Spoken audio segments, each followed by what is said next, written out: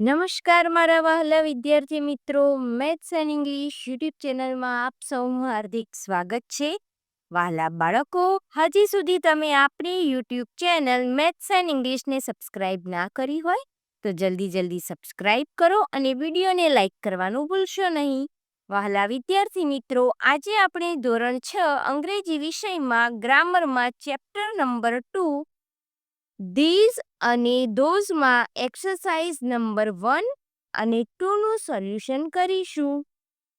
Exercise number 1, નીચે આપેલા ચિત્રો જુઓ અને વાક્યોને બહુવચનમાં ફેરવી પ્રશ્નાર્થ વાક્યો લખો. ઉદાહરણ, વિદ્યાર્થી મિત્રો, અહીં આપણને 2 ચિત્ર આપેલ છે.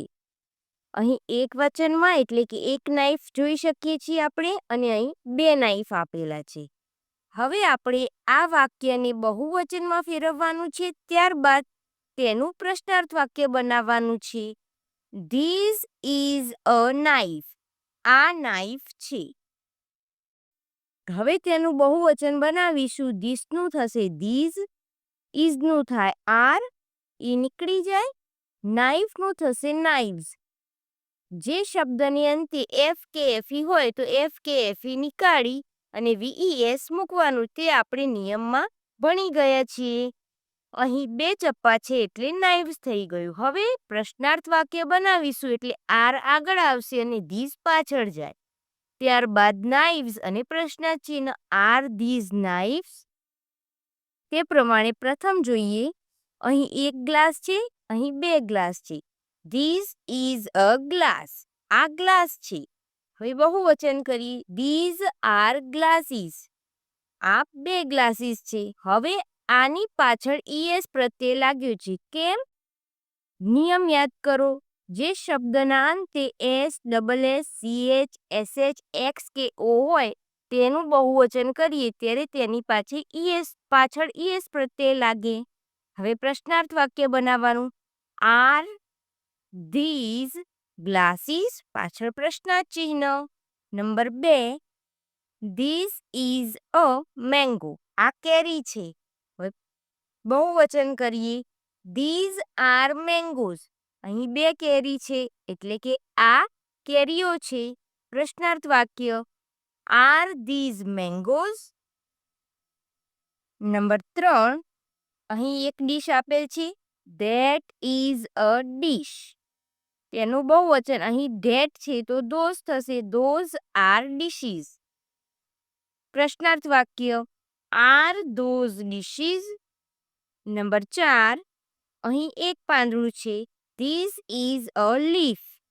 અહીં 2 પાંદડા છે એટલે these are leaves. પ્રશ્નાર્થ વાક્ય. Are these leaves? નંબર 5, અહીં એક બાળક છે. That is a child. હવે બહુવચનના નિયમમાં અમુક શબ્દનું બહુવચન અનિયમિત રૂપથી થાય તો એ જ રીતે ધેટનું થશે those, ઇઝનું થશે આર, ચાઇલ્ડનું થશે ચિલ્ડ્રન. અહીં ચાઇલ્ડની પાછળ એસ કે ઈએસ પ્રત્યય નહીં લાગે, પરંતુ ચાઇલ્ડનું બહુવચન થાય ચિલ્ડ્રન. પેલા બાળકો છે. પ્રશ્નાર્થ વાક્ય. Are those children? નંબર 6, અહીં એક ફિશ છે. હવે અમુક શબ્દોનું એકવચન અને બહુવચન રૂપ એક જ હોય છે. જેમ કે ફિશ. ફિશમાં કોઈ ફેરફાર થશે નહીં. તેની પાછળ કોઈ જ આપણે શબ્દ લગાવવાનો રહેશે નહીં. These are fish. પ્રશ્નાર્થ વાક્ય. Are these fish? નંબર 7, અહીં એક ટ્રી છે. That is a tree. પેલું ઝાડ છે. અહીં 2 ટ્રી છે તો ધેટનું થશે those. Those are trees. હવે પ્રશ્નાર્થ વાક્ય. Are those trees? નંબર 8, અહીં આપણને એક હાથી આપેલ છે તો This is an elephant. આ હાથી છે. હવે તેનું બહુવચન કરીએ. These are elephants. આ બધા હાથી છે. પ્રશ્નાર્થ વાક્ય બનાવીએ. Are these elephants? નંબર 9, અહીં એક મંકીનું ચિત્ર આપેલ છે. That is a monkey. પેલો વાંદરો છે. વિદ્યાર્થી મિત્રો, તમારે ખાસ ધ્યાન રાખવાનું કે ધીસ હોય ત્યારે તેનું બહુવચન ધીસ થાય અને ધેટ હોય ત્યારે ધોઝ લખવાનું. હવે અહીં તમે કહેશો કે વાય હોય તો વાયની પાછળ તો IES આવે, પણ તે નિયમ તમારે યાદ રાખવાનો છે કે વાયની આગળ સ્વર હોય એટલે કે AEIOU હોય તો વાયની પાછળ માત્ર S લગાડવાનો.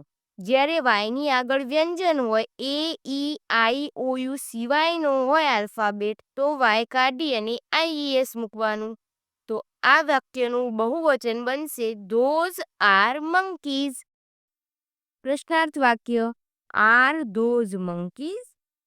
Number 10, this is an umbrella. આ છત્રી છે.